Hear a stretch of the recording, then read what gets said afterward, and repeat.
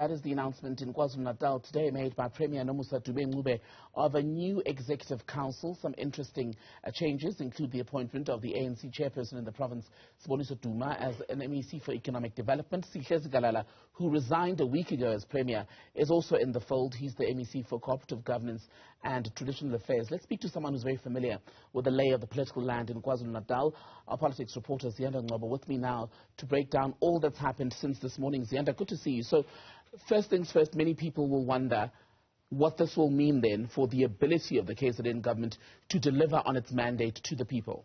I think there are lots of questions around why this is happening now, and it cannot be ignored that there was a provincial conference less than a month ago in Kwazulu-Natal, which saw a bruising battle, between various factions, and mainly the so-called Taliban faction really emerging as with a clean sweep for their faction in that particular conference.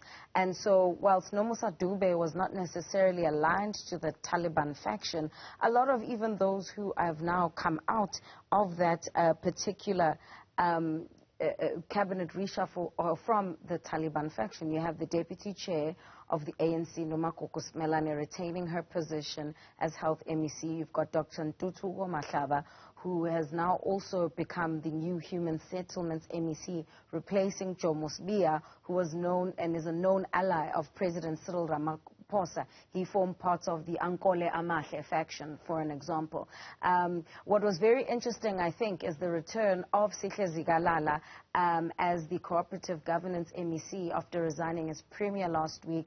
But to go back to your question, I think there are questions around whether or not this is actually necessary. Is this to serve the internal factions within the ANC for those who emerged from the Taliban faction to now occupy positions within the government?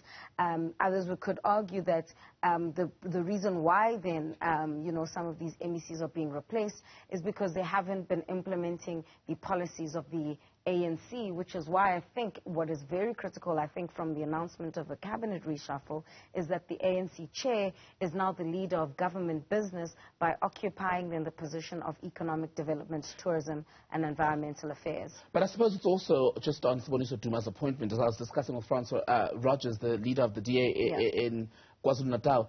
It is also an opportunity, isn't it, for him to prep in an official role should they then be success for the ANC in the 2024 national vote that sees him possibly become Premier.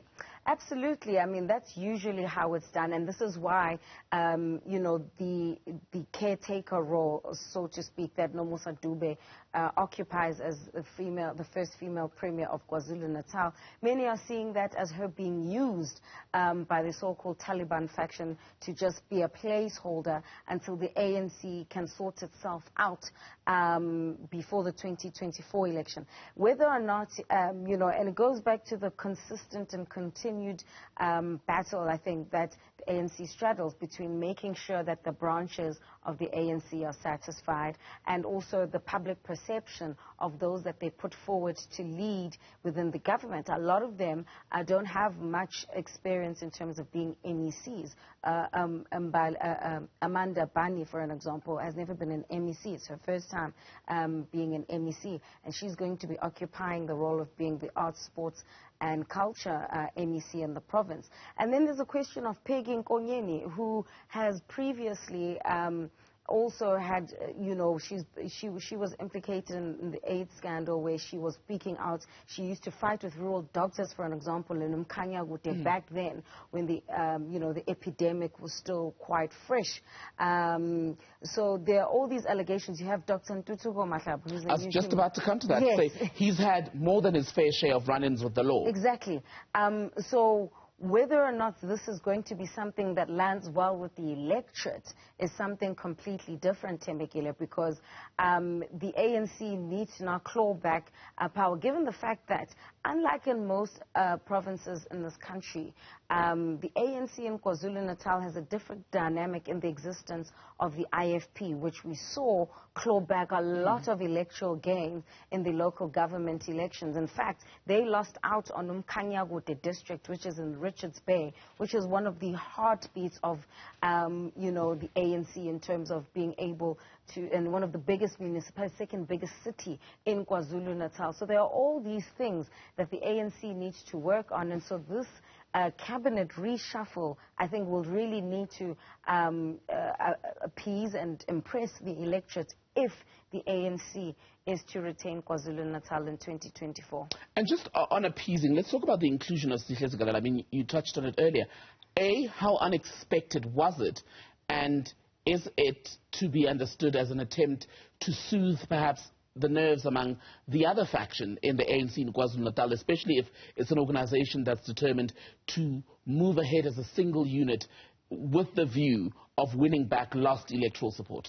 I think the issue of unity in KwaZulu-Natal is going to have to be very important in the sense that they cannot also be seen to have been purging others. You'll remember that even after being elected, Siboniso Duma had actually said that there'll be no purging of anyone from the government. But you can see through the moves that Sihle Zikalala, Ravi Pillay, and the likes of Kwazi Mshengu made, it was evident that it's either you resign or we get rid of you, and you face some semblance of humiliation. And that does not bode well for the organization, since it's not the first time that we also see a resignation of a premier in the way that Sihle Zikalala resigned.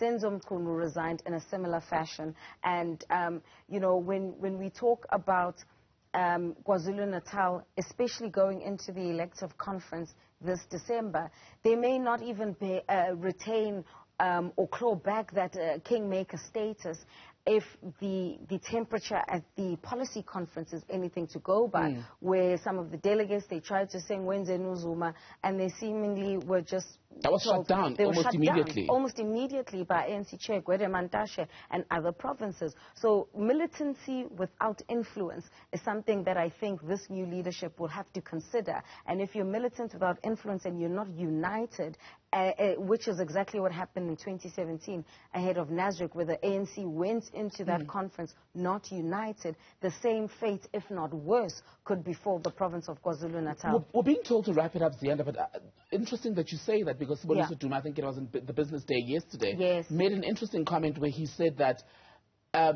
they would need to be persuaded by the candidates in terms of who to support come conference, and there had been until now the assumption that the KZN delegates would move in an anti-Ramaphosa fashion. But based on those comments, he's not closed the door to perhaps being won over by the CR campaign if he wants to launch a second bid for the presidency.